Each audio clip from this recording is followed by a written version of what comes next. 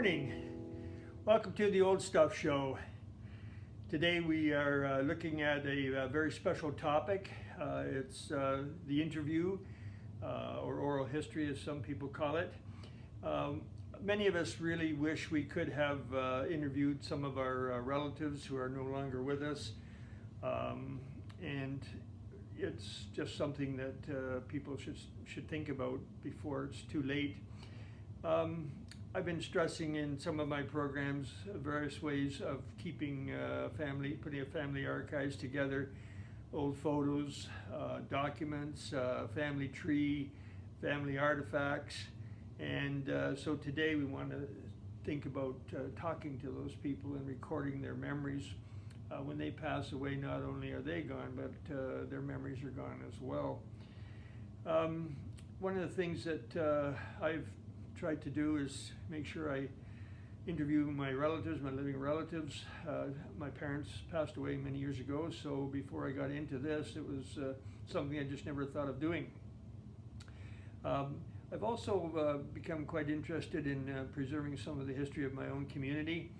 In 1987 and 1993, I did 2 books of interviews with older community members. And that way, I feel I've contributed to my local community and have captured the memories of many of these older people. The people in 1987, for example, have passed away, but I have their memories preserved in those books. My book, that 87 book, Londoners Remember, sold 6,000 copies, and it's sold out. In 93, I did the part 2, and part 2 is still available. So it's a labor of love, and I conducted over 250 hours of interviews over those years. Some 80 older people, most 75 or older. The oldest person that I interviewed was 103 years old, and that was quite an experience. But if you're serious about doing some interviewing of relatives, I think there's a few basic things you should consider and remember to do. It's important to, first of all, select a kind of equipment that you feel comfortable with.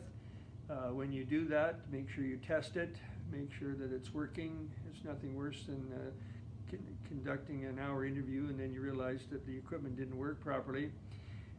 Pre-think the topics you want to talk about, have them written out so that you have an idea, a structure that you're going to work with. And I always think it's important to list some key questions. Not every question. It shouldn't be so structured that you list every single question and stick with that script. Just list some of the key questions and then be prepared to do some follow-up questions with spontaneous questions that come to mind. It's important to make it more like a conversation, casual conversation, not just going from one question to the next question and so on. Some of the best information that I got was working with follow-up questions. If I hadn't have asked a follow-up question, I wouldn't have got some nuggets of gold that I'm going to share with you shortly. Who did I interview for those books? They were people that were well-known, local people from a variety of backgrounds. Some were recommended to me because they were interesting, and I learned so much in doing it. It was amazing what came out. There were some surprises, some pleasant surprises, but I tended to stick with a particular script so that I had some continuity. Another thing that I did was when I was interviewing these people, I asked them if they had any photographs that would back up some of these memories, and there too I got some pretty amazing photographs that I also included in the book. So what I want to do is share with you some of the highlights of these books. In general, I would break it down into topics that would be something like the strict society of those days, what was school like, frugal. People were frugal in those days, and how did they do that? Some of them had yarns to tell me, whether they were true or not, I don't know, but they were interesting. Their memories of the workplace as well, and social activities that were quite interesting, and some just very basic things that you might ask about that. So I'm going to start off. I'm going to quote from the two books, but mainly the second book, which, by the way, is going to be on eBay, and I'll give you more information about that later. So you certainly are welcome to purchase it if you like what you're hearing. So one of the things when you talk about social history was the use of the strap, and that seems so foreign today in this day and age when people are quite sensitive to anything about using corporal punishment or that type of thing. So, but in those days it was just part of life. In my travels, I was able to get a strap. Yeah, this is the strap, just a solid piece of leather type material that if given to you on your hand, it could really hurt. And I got a lot of stories about why that happened and how it happened. Here's one, for example. This gentleman said that we got the strap for the silliest things. Sometimes we got it for chewing gum, or if we didn't do something right, or right away. 2 or 3 whacks of the leather strap on the hand hurt. If you didn't do your homework, you got the strap for that. If you kept talking, they would put you in the cloakroom. Then you would get the strap after school. Hard to believe, but that's what life was like at school in those days. And when I gave talks to groups about the book, I often would start off with, well, how many of you remember getting the strap? And that really loosened up the people quite a bit, because a lot of them started to chuckle, and we would take a few of the stories and their memories. And they had some pretty interesting things too. They said that, the word was that if you licked your hand, it wouldn't hurt as much. And one person told me that if you pulled your hand away real quick, the teacher would get it on the knee. Well, I don't think that worked out too well. And also, if you got it, you didn't want to tell anybody at home, because you'd get it there again. So life was, pretty sensitive in those days to what you should do and what you shouldn't do. Oddly, in school, kids are encouraged to talk, and it's not quite the same kind of strictness as was back then. One of my favorite people that I interviewed was a 96-year-old lady who was telling me about her memories of World War I.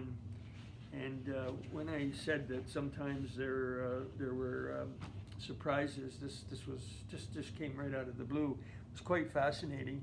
And so here's what happened. I'm going to try and play you a little bit here. She started to sing a song, which was amazing at the time. I couldn't believe what was happening. So here's a part of it. Fight for your country. I said, dear, that was terrible. Yeah, so he volunteered to go. But it's we had a song there that I kind of remembered. It's the soldiers of the king, my lads, who've seen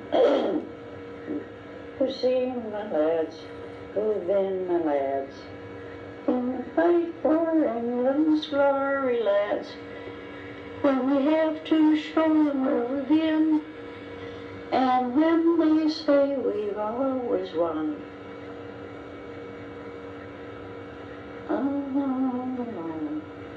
You remember most of it? We'll proudly point to every one of England's soldiers, all the king, or the queen, or whatever it was. Yeah. So here she was, 75 some years later, coming up with this song that she'd remembered from the First War. It wasn't until a year or two later that I found this piece of sheet music that I just showed you, which was music of marching anthems on the battlefields of Europe. And here it was, the Soldiers of the King, that she was singing. And checking the words, she was pretty accurate, although she had a little bit of trouble remembering. But it was quite an occasion to be able to experience that. And that's what sometimes happens with interviews. You never know what's going to come out. Surprises. I had another surprise that was incredible, actually. One lady said to me, well, my brother is a Canadian hero. And I said, well, what do you mean by that? Well, first of all, his name was Ted Anderson. And she said that Ted, her brother, signed up to go to war when he was 14 years old. He lied about his age. His mother didn't mind. And he was one of the first to go overseas. He did not get into the action. He was behind the lines, but he stayed there until 1918, until the end of the war. While he was there, he noticed these new things called airplanes that were being used in the war. And when he arrived home, he at some point signed up for the Air Force in Michigan. And over the years, he rose to a rank of Brigadier General, and he became commander at Selfridge Air Force Base in the U.S. And in 1983, he passed away and was buried with full military honors at Arlington National Cemetery in the U.S. So this is very interesting in terms of my own community because nobody's ever heard of him. And many places, especially in the U.S., people like that would have streets or schools named after him, but we don't seem to recognize some of our heroes in our country, and I'm not sure about other countries, but this is one surprise that I got when I was interviewing this lady. I've since passed the information on to local people, historians, who I hope will do something about maybe giving this gentleman official recognition. But it was, again, a surprise. So that's the fun of doing the interviews. I went to one place who were children of a man who owned a shoe repair store here in my city. They told me the story about the business and where it was located and so on, but the more interesting part was when I asked for photographs. In my book, you'll see this picture. The store was called the First Class Shoe Repair store, but this was their delivery vehicle. Can you imagine that going down the street today? It was fabulous, and I can't believe that that would have been going down the streets of my community way back in the 1930s, but there was. And so that's another thing about photographs, making sure that you ask people if they have any photographs about things that they're talking about. Then one person talked about hijinks. You know, kids got into trouble a lot, and not just at school, but there was one young man who said that his father suspected him of, on the weekends, drinking and coming in late, and of course he would deny it. And so I will read you a little part. He says, well, the next time I went to a party, I came back late. At our house, we had a little vestibule and a hallway into the dining room. My bedroom was off the dining room. I would always take my shoes off and sneak down the hallway. That night, I had my shoes in my hand and was tippy-toeing in when I bumped into something. My dad had set up the ironing board on 2 chairs and put pots and pans on them. I hid it and tried to catch them all as I fell to the floor, but couldn't. The next thing I know, I'm lying on the floor with all these pots and pans around me. My dad's standing there saying he told me that he was going to catch me. And that was the day that he realized how smart his dad was. So there's lots of funny stories in the book, too, that seems to be kind of interesting memories for a lot of these older people. But the other thing that I was interested in was language. Each generation has different expressions and different ways of speaking and talking, and so I made a separate section here of some of the sayings that they used in those days. If you said it today, many people wouldn't know what you were talking about. So this lady would say about somebody else, she's got her buttons yet. In other words, she's still alert. Or mother would have broken our necks, not literally. She would have been very angry with us. Plum loco, plain crazy. They were cutting a figure, showing off. So these expressions are pretty neat. So one here is, I got a licking, a spanking. And that reminds me of a story that somebody told me about school. The lady was talking about school, and then she said, I had teachers I liked and those that I didn't like.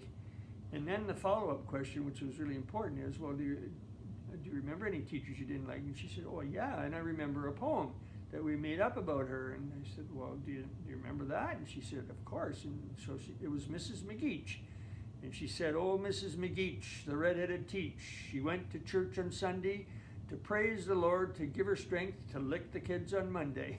So I guess she got into trouble because the teacher heard her saying that one time. But anyways, got a licking, a spanking, or I got the Dickens and got in trouble.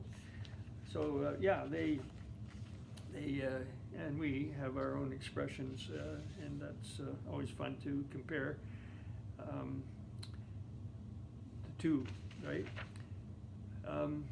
So there's also the story about the horse that a man told me. He was a bred man, and he said, I had a very smart horse.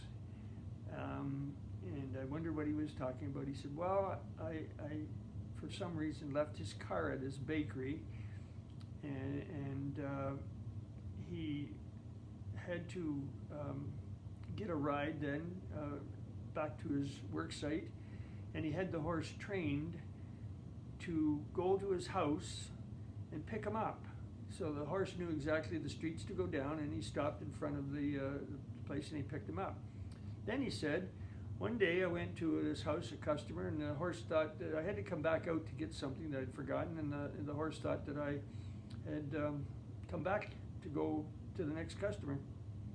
But it turned out it was downtown, and the horse had to go about 2 blocks and around the corner and up the street and to the market, which was the next stop. When the man went out of the house, the horse wasn't there, and so he walked up to the market, and there was the horse standing there waiting for the next customer to be served. So interesting times. There's also a man who was a junk dealer, and he had a horse, and the horse had stockings on, and he would holler out junk-a-ho and go around collecting bottles and rags and whatever he could.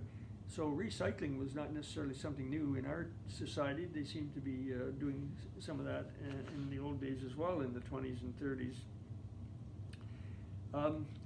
Another thing that I would do, and I think that's always important, is to talk to older people and ask them what advice they would give. And so they seem to have lots of interesting things to say about the kinds of advice that they would give, especially young people today. But it gives you an idea of the kind of values, social values, that these people had in those days. One lady said, if you love your family, you bring them up and you give them lots of love. But you also give them discipline, because they have to obey the rules wherever they are, at home, school, or work. Obeying the rules, that's something that came out very, very strongly. Do the best you can. You have to learn to move with the changes. Always do the best you can, right? Get as much education. It is a big emphasis on education. And be helpful. Be helpful is a good rule of life. Have someone to talk to if you have a problem. It makes life a lot easier. One lady talked about being helpful, talked about a lady who got sick across the street. Her name was Minnie Malone, and if Minnie Malone was sick, then everyone had to help. And she describes how some people would do the washing for her, and some people would do the cooking for her. Interesting in a society that everybody knew each other and helped each other. Sometimes we live in buildings today where you don't even know who your neighbor is, but in those days that was important. I love the lady who said, I'm 95 and a great believer in exercise. I have an exercise I do every morning, nothing strenuous. Also, diet is important. She says, I want to wear out, I don't want to rust out. And here she was, 95, doing some little exercises whenever she could. There's other things that I put in the book as well as photographs. I would try and put in, I went through newspapers and went through looking for ads. So I have lots of advertising from those days. And also interesting little headlines, little story headlines that that caught my attention. One was a little article that said schools are blamed for lack of maids.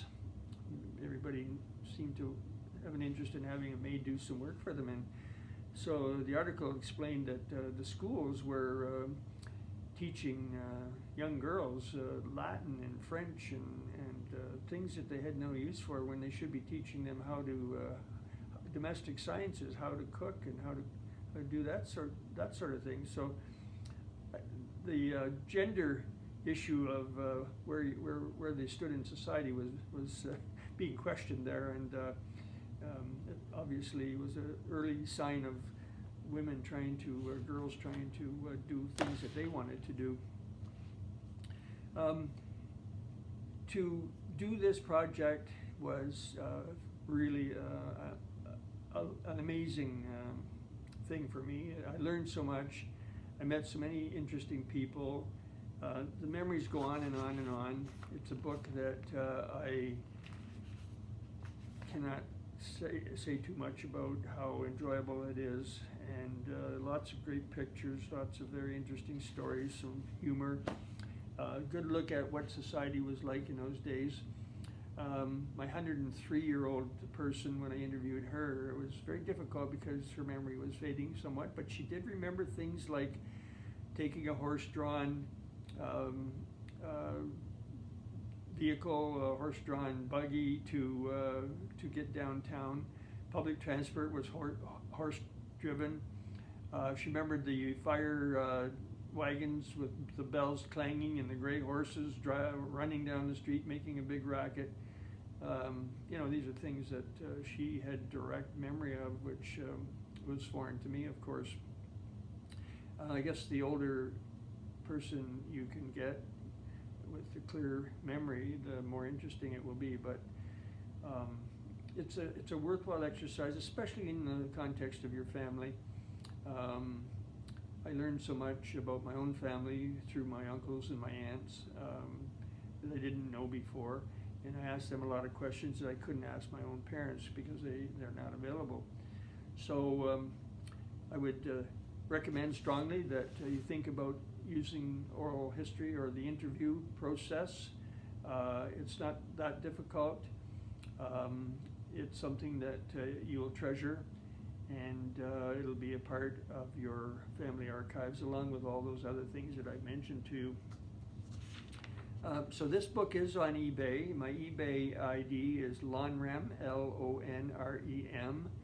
When you go on eBay and put that ID in, and you'll find that book in my list of items that's for sale. It's $20 plus shipping, and I think you will find it a good investment. This is another in the series of programs that I'm going to do. Each Friday there will be a new one uploaded onto my YouTube channel, Old Stuff show, and you can leave a like and subscribe. That would be very helpful, and if you can spread the word a little bit, that's also helpful. So far so good, and I'm enjoying it very much. So special programs coming up again in the future, and I look forward to sharing those with you, my knowledge, my expertise, and I hope you're enjoying it. And so I'll say goodbye for today. Bye.